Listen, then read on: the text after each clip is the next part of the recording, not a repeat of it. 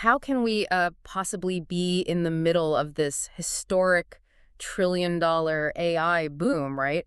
While at the exact same time, smart money is just quietly dumping their crypto allocations to, stockpile gold and oil. Yeah, it sounds like a total contradiction.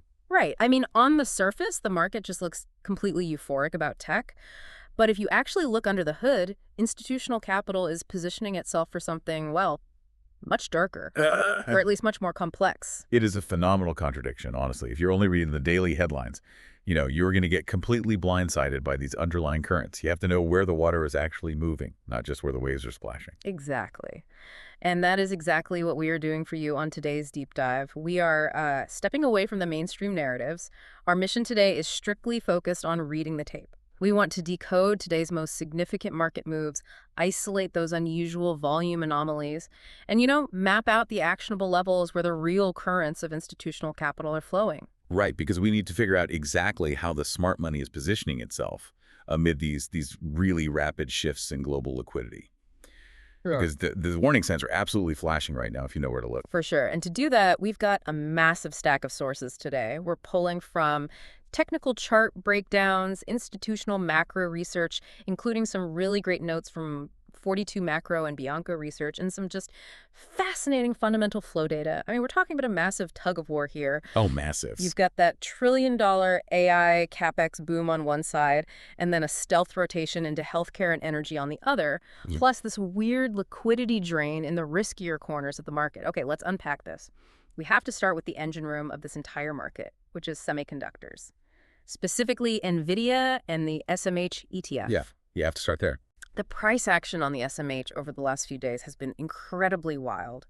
We just saw this massive bear trap. I mean, an absolute liquidity grab down around $527.87. That level perfectly lined up with the daily 100 simple moving average. So was this just a classic smart money fake out? It was a textbook trapdoor. Mm-hmm. I mean, think about the psychology of your average retail trader, right? Right. They are taught to set their stop losses just below obvious psychological levels or major moving averages like the 100 SMA. Yeah. Institutional algorithms know exactly where those clusters of stop loss orders are resting. So what do? They hunt them. Exactly. They push the price down just enough to breach that moving average, which triggers this avalanche of automated retail selling. Wait, so they literally purposely drive the price down just to force retail to panic sell? They absolutely do, because Wow. it creates a flood of cheap liquidity. Institutions need massive volume to build their positions without spiking the price against themselves. Yeah, so they trigger the retail stops, buy up all those shares at a steep discount around that 527 area, and then just immediately reverse the price upwards. And that leaves the retail traders stopped out and stranded. Man, so they grab all that liquidity at the bottom, but now we're kind of looking at the ceiling, right? Yes, and here are the exact actionable levels you need to watch right now. The SMH ETF just filled a gap near $548.50. Yeah. But the absolute undeniable must-break level overhead is the 563 to 567 zone. Okay, 563 to 567. Right. That's where the daily 20 simple moving average is currently sitting. And it heavily aligns with previous major support that has now flipped into resistance. You should be watching very, very closely for a rejection there. Breaking through 567 is going to require some serious institutional conviction. But fundamentally, I mean, the big players are still screaming bullish to get through that ceiling, right? We've got this note from Bank of America and our sources claiming that NVIDIA is actually 50% undervalued as it approaches its May 14th all-time high. Yeah, 50%. Which feels a bit absurd to say about a company that has already added trillions in market cap. But Bank of America is basing this on what they call a sum of the parts free cash flow analysis.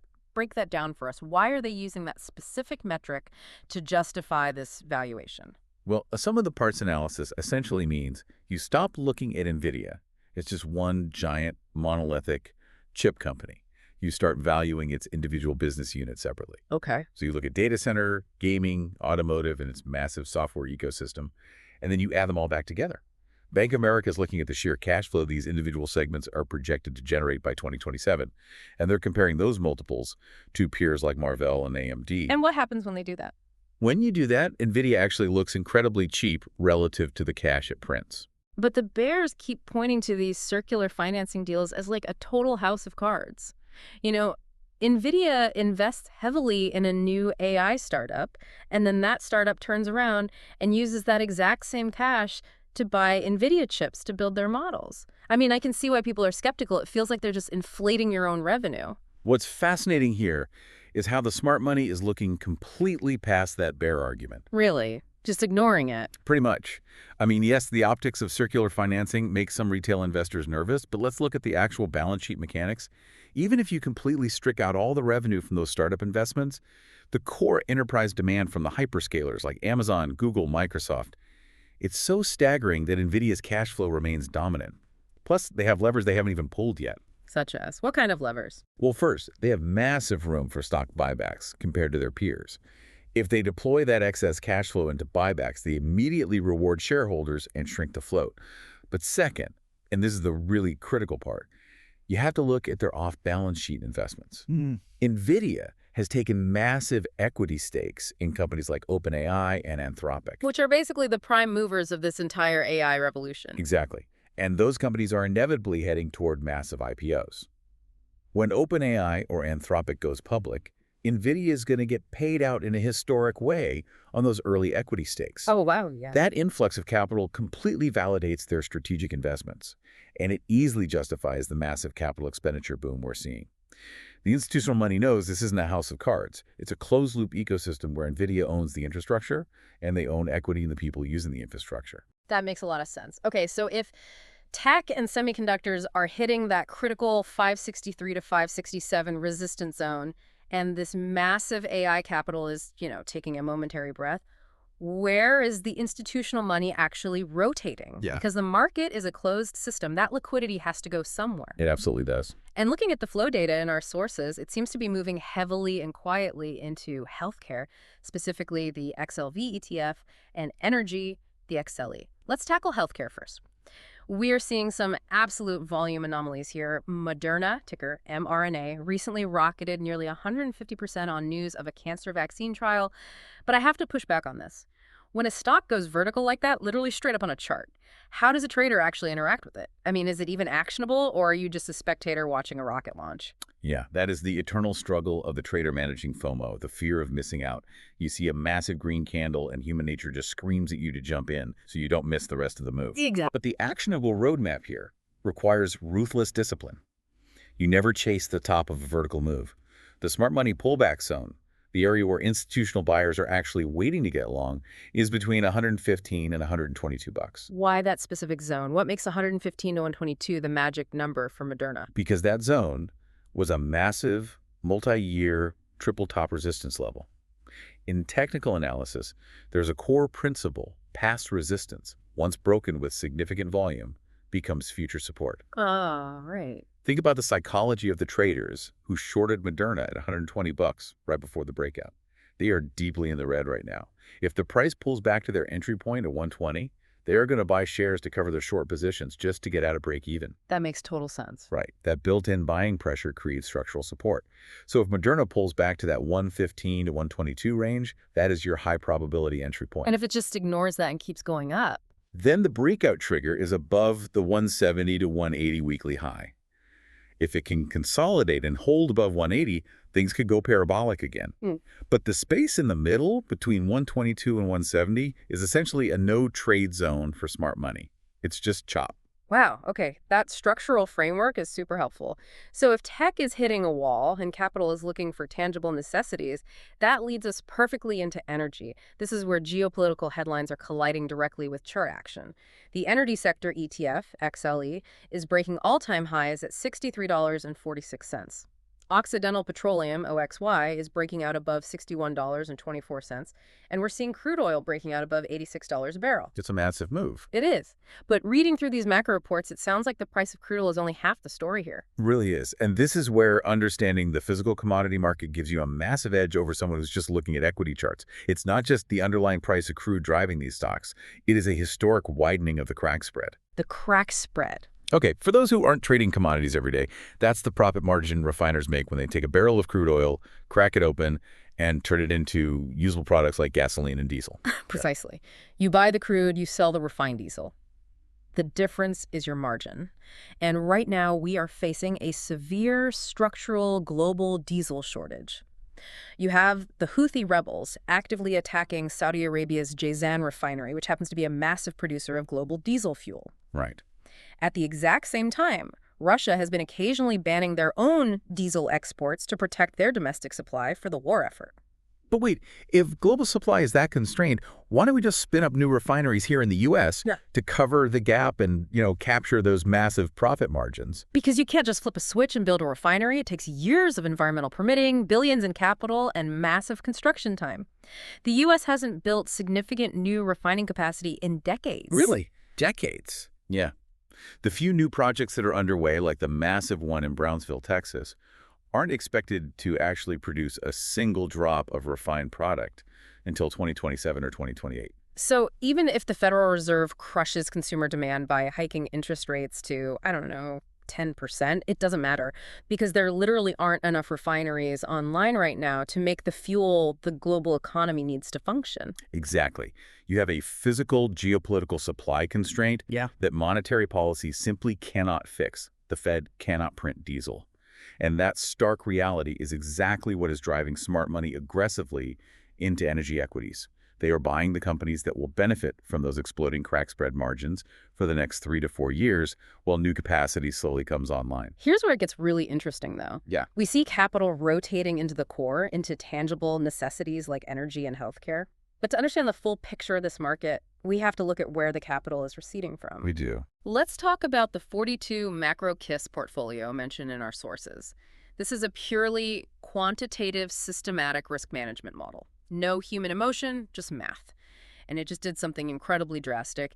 It aggressively sold down its Bitcoin allocation to 0%. Flat to zero. Flat, while simultaneously maxing out its exposure to stocks at 60% and gold at 30%. Give me an analogy for what this quantitative model is actually sensing in the market. Think of global liquidity like a massive tide rolling onto a beach. When central banks are printing money and the tide comes in, the water reaches all the way up to the furthest, driest sand dunes, the very edges of the beach. Okay, I can picture that. In financial markets, those furthest dunes represent the furthest edges of the risk spectrum.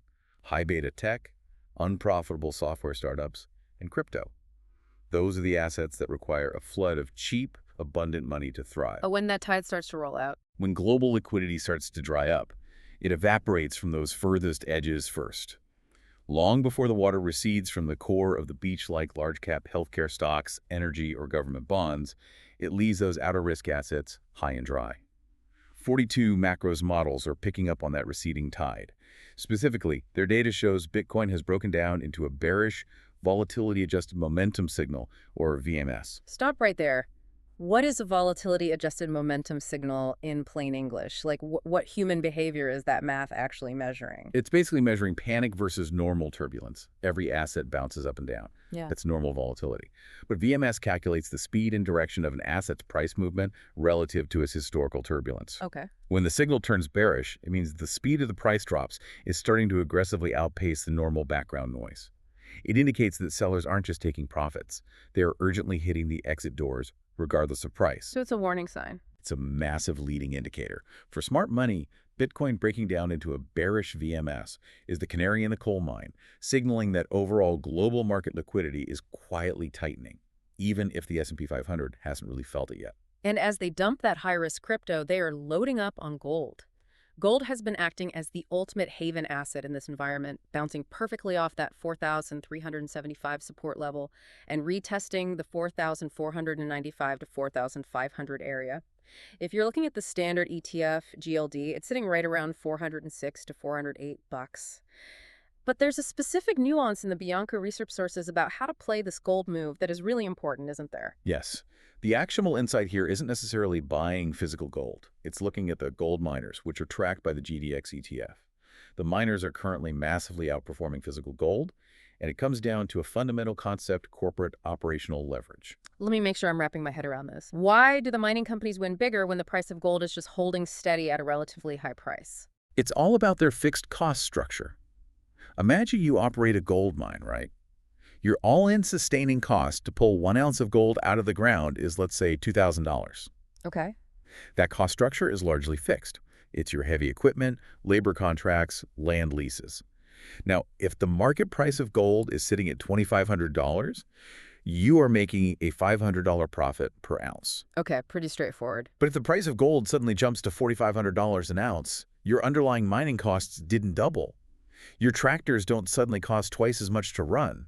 Your costs are still roughly $2,000. Oh, I see where this is going. Yeah, so your profit margin didn't just increase by the percentage that gold went up. Your pure profit per ounce went from $500 to $2,500. So, but because your costs are static, every single dollar gold goes up is pure, unadulterated profit dropping straight to the bottom line. It expands exponentially. Exactly. When gold stays elevated for long periods, the profit margins of these miners absolutely explode. And that is why the GDX ETF is currently seeing such aggressive institutional accumulation compared to the underlying commodity. Okay, so let's tie all these threads together. We see liquidity draining from the crypto edges. We see a rush to hard assets with exponential leverage like gold miners and energy refiners. And we see the semiconductor engines of the market hitting critical resistance. This isn't happening in a vacuum. It brings us to the massive macroeconomic ceiling hanging over everything, the global bond market and the rising cost of capital. Let me lay out the broader index levels for you. Sure. The S&P 500 futures, the ES contract, are staring down a major rejection zone right at 7,700.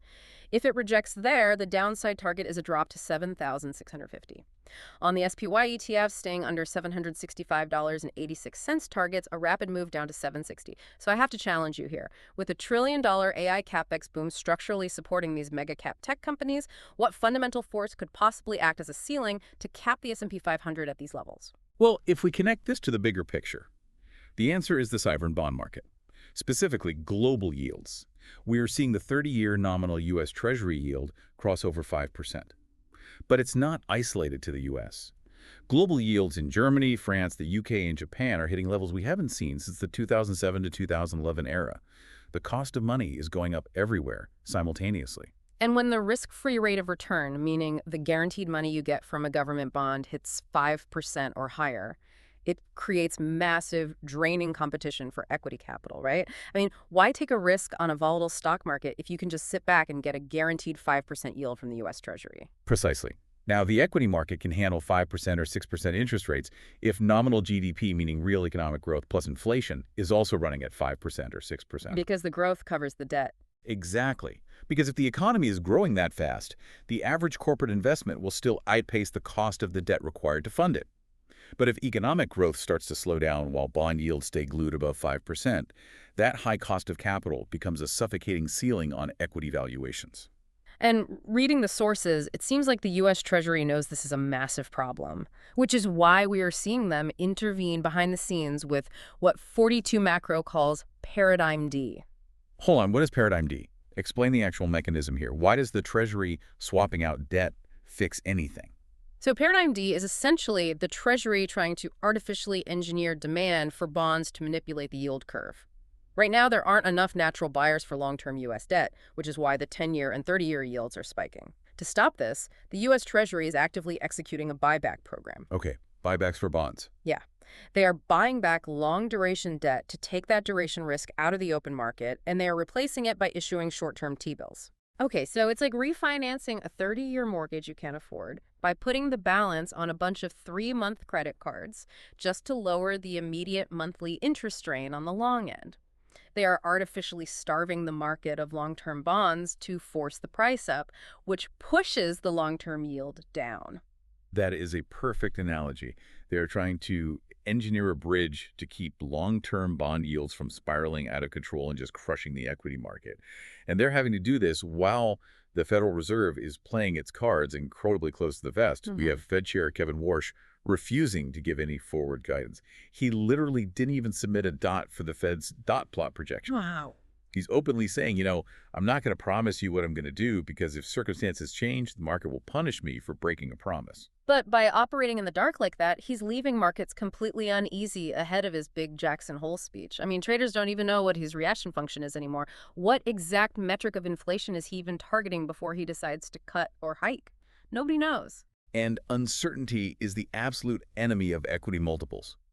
When you combine geopolitical inflation shocks from diesel shortages, a global bond market demanding 5% yields, and a Federal Reserve chair who refuses to tell the market what the rules of the road are, that is exactly why you have to respect those downside technical levels. Yeah, that makes sense. That is why 7,700 on the ES futures is such a formidable heavy ceiling right now.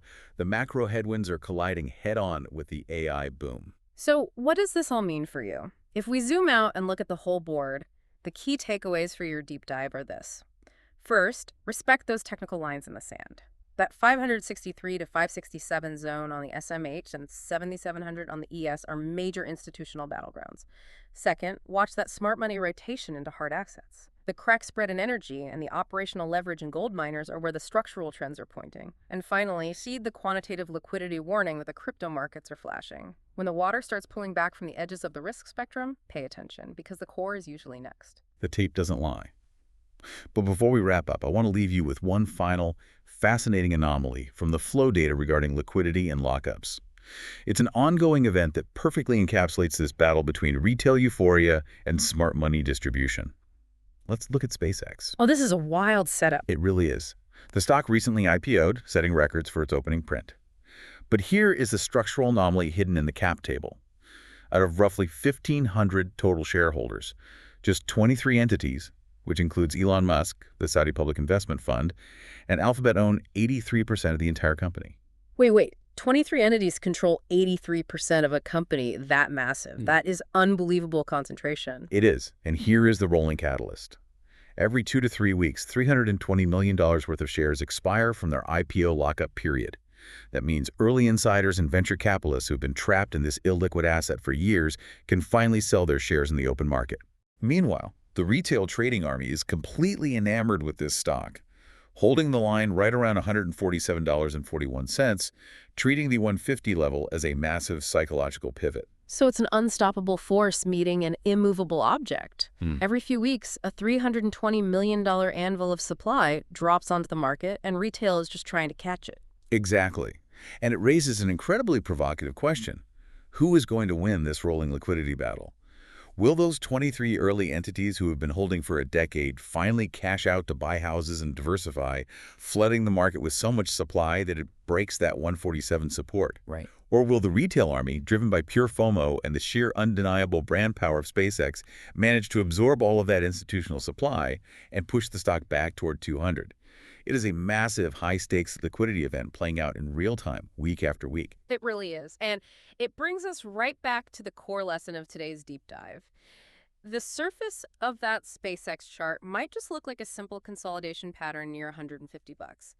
But underneath the surface, you have hundreds of millions of dollars in locked up equity silently becoming liquid every few weeks, crashing directly into a wall of retail demand. If you're only looking at the surface waves, you're going to step right into the riptide and get pulled under. You have to read the underlying currents. Keep your eyes on the tape, respect those actionable levels, and we'll see you next time.